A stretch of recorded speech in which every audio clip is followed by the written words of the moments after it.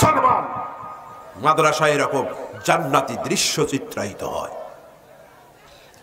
অথচ 16টা বছর এই মাদ্রাসার ছাত্ররাই ছিল সবচেয়ে বেশি অবহেলিত। কথা কন না কেন?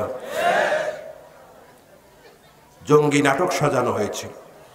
অতএব এই নাস্তিকরা আবার যাতে না আসতে পারে, শক্ত প্রাচীরের মতো দল মত নির্বিশেষে ঐক্যবদ্ধ হয়ে দাঁড়াতে হবে। দাঁড়াতে রাজি আছেন? কারণ এদের বিচার হবে না, এরা বিনা হিসাবে জাহান্নামী হবে।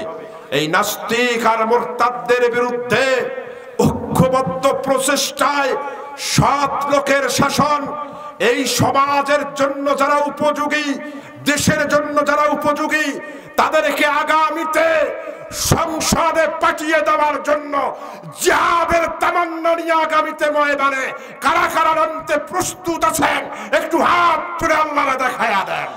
লিল্লাহ